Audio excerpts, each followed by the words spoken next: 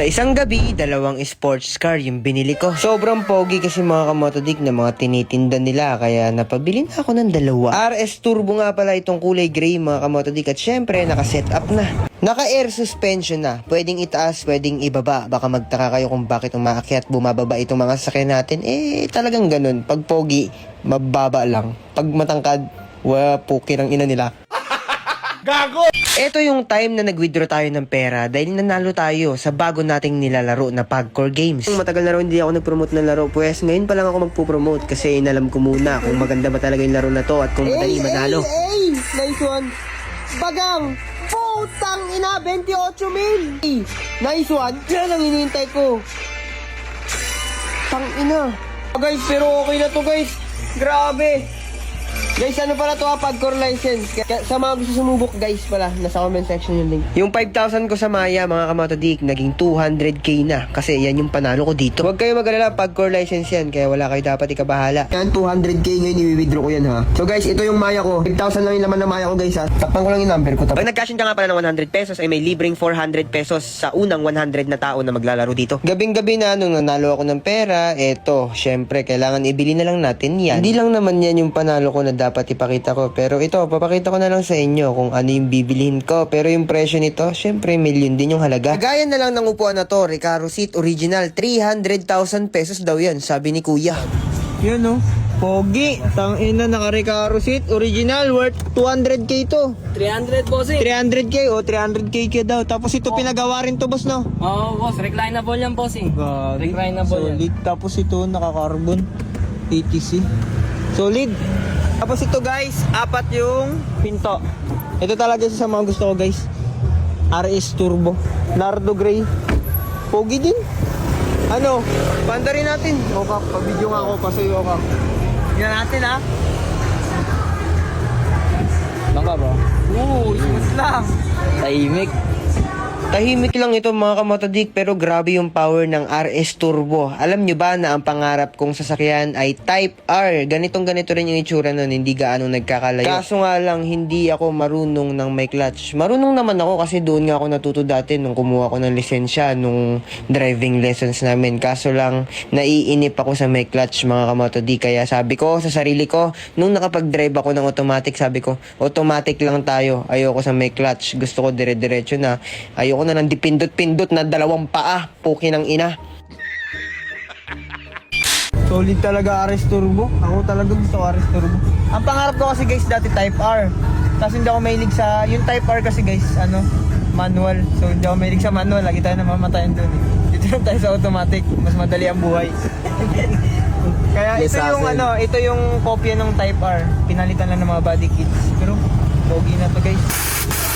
Mapapansin niyo may narinig kayong tunog hangin. Tinatawag nga pala na air sus sa mga hindi pa lang nakakaalam ha. Kasi pwede mong ibaba or pwede mong itaas. Kasi ayun kung makikita ninyo nakababa ngayon yung sasakyan kasi nakaparking pa.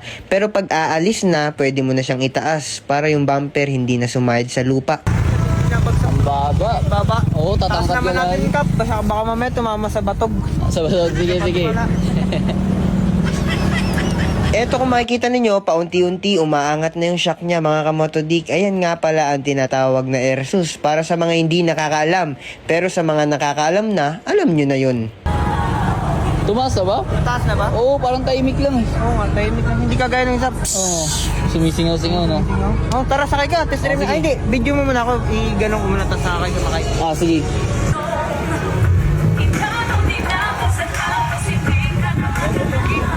Okay.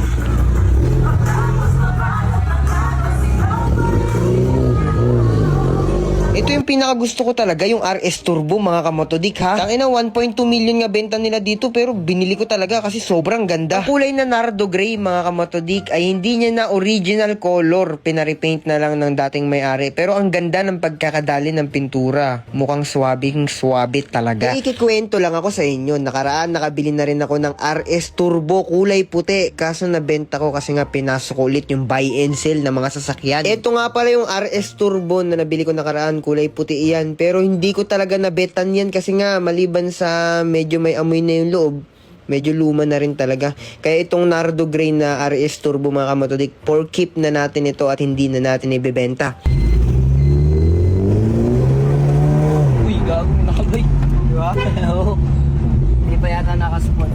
Di pa ba naka-sport? Hindi pa. Ba? Parang alam ko lang sports mode to. Alam ko, boss, meron eh. Meron pala? Saan dyan, boss? Ito? Ay, ganun? US, boss eh. Ayan daw. Akala ko sa low gear yan. Talaga? Meron pala? Kala ko nga low gear din to. Hindi ko alam na sports mode pala itong S na nakalagay sa RS Turbo kasi alam nyo ba, 3 na ang naging RS Turbo ko at ngayon ko lang nalaman. Mga naka Honda Civic dyan na RS Turbo, sports mode ba talaga yan o guni-guni na lang namin yan? Comment nyo naman sa comment section kung talagang sports mode ba talaga yan. Yun daw yung up and down. Same ba? Wala, mas malakas to eh. Oo nga. Tumakayos ah. Gagi, solid. Sports mode nga ata yung S na nakalagay doon kasi mas lumakas yung hatak. So guys, maliban pa dyan, ito pinagawa niya din. Super. Ano? Huli? Bago ka. Pwede may labas ulo mo dyan. Pwede yun, tapos ano, dito Pagkano kasi kaya nagpagawa doon ganito na mayari guys pagka nagdadya ko siya nangangamoy. Para ano, Para mga singaw. singawan. Gago! Close the door. Solid. Tsaka pag ano, sa parking yan, di ako maliit na ano, Oh.